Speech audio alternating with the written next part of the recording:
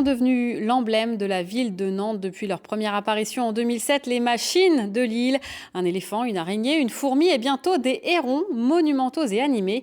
L'un d'entre eux est en cours de construction, 7 mètres de long, 20 tonnes. Il pourra dès cet été transporter une vingtaine de personnes. Dernier réglage dans le magazine de la rédaction avec Amélie Lepage, Kylian Moreau, Michel Magdelaine et Nathalie Saliou-Tendron.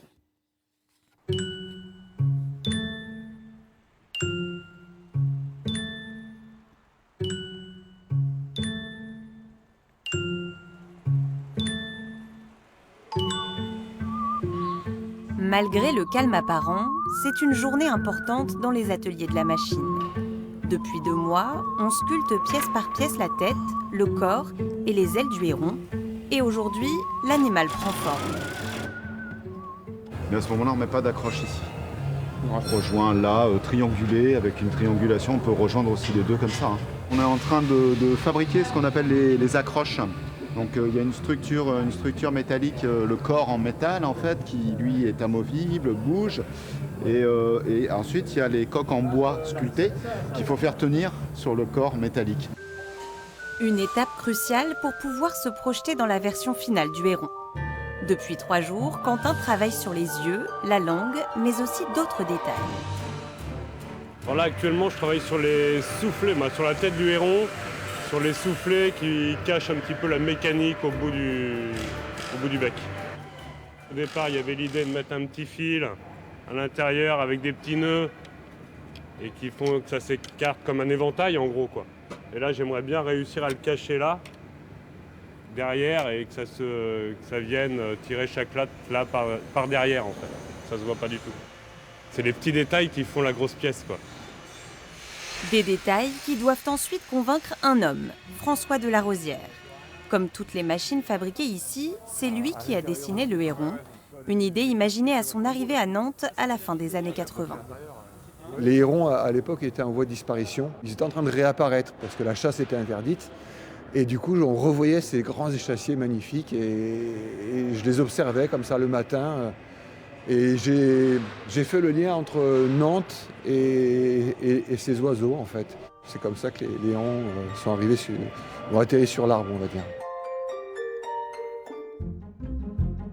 Un arbre de 35 mètres de haut, survolé par 2 hérons. C'est à partir de ce dessin, réalisé il y a 20 ans, que les concepteurs de la machine ont travaillé ces 2 dernières années. Josic est arrivé en 2019.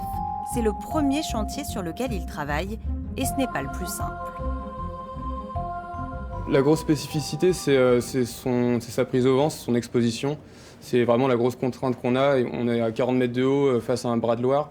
Donc c'est des vents maximum de 100 km/h à peu près que doit pouvoir encaisser le héron.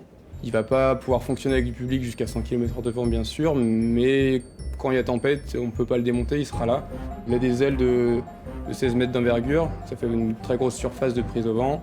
Il peut les plier, etc., mais ça fait quand même des efforts considérables. Donc il faut que tout ça tienne dans ces conditions-là.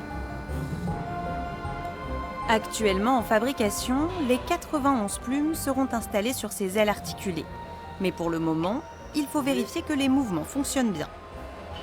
D'accord. Il nous reste encore 5 cm de course là. Donc là on est au bout du bras. On arrive ici, on va imaginer que c'est mon poignet. Ensuite, on a une série de plumes qui partent, qui sont sur cet axe-là. Donc cette pièce peut bouger mon poignet vers le haut, comme ça. Et cet axe tournant va pouvoir emmener les plumes vers l'arrière. Voilà. Donc ça fait un double mouvement, un mouvement de poignet au bas et un mouvement de poignet droite-gauche. Voilà. Ça va simuler, le bout des ailes va pouvoir se replier vers l'arrière.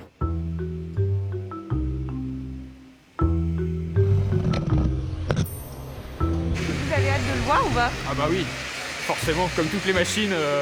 Au début, c'est voilà, les premiers mois de construction, c'est de la construction. Et puis là, c'est la phase d'entre-deux où on aurait envie de voir tout fonctionner ensemble. Voilà, il faut être patient, chaque chose se fait par étapes. Mais oui, on a hâte, forcément.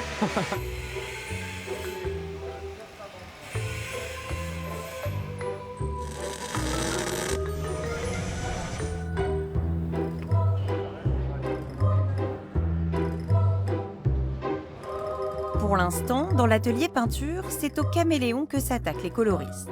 Futur voisin du héron dans l'arbre, le reptile doit être terminé pour le début du mois d'avril. Et si ses écailles auront des teintes bleues et jaunes, la couleur doit être un peu plus subtile. Tout le travail qui a été développé à la machine, c'est qu'on ait des variations de couleurs. C'est au lieu d'avoir une couleur et il est bleu, vert à des endroits et tout, on va jouer avec les rayons de manière qu'il y ait des variations de couleurs, qu'à un moment, selon l'onde comme elle est, il va faire plus bleu, plus vert, plus jaune, quoi. Et du coup, c'est une couleur qui se met à vivre. On est passionné un peu par la couleur, les rendus, ce que ça peut donner. Donc on est sans cesse dans la recherche d'autres choses. Là, le caméléon, on va se renseigner sur l'animal en particulier, comment il vit, qu'est-ce qu'il fait. Et vu qu'à chaque fois, c'est des machines différentes, ça nous amène aussi à être encore plus curieux que d'habitude.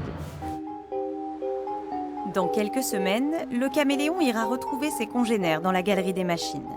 Une chenille arpenteuse, des colibris, un paresseux, tous attendent patiemment de rejoindre un jour l'arbre au héron.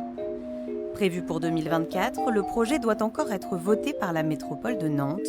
Mais pour Pierre Auréfis, l'autre cerveau à l'origine de la création de l'arbre, difficile d'envisager que l'aventure s'arrête là. Il y a un apothéose qui va être l'ouverture au public, mais non, pour nous, c'est une histoire en continu. Et je pense que la construction de l'arbre, elle est presque aussi intéressante que de voir l'arbre au final. Pour nous, l'arbre héron, c'est déjà parti. L'histoire a commencé. Voler sur le dos d'un oiseau, le rêve imaginé il y a 20 ans par ses grands-enfants pourrait bien se réaliser. Pour l'instant, dans cette carrière du bas de Chantenay, la place de l'arbre est en tout cas réservée. Il ne reste plus qu'à l'enraciner.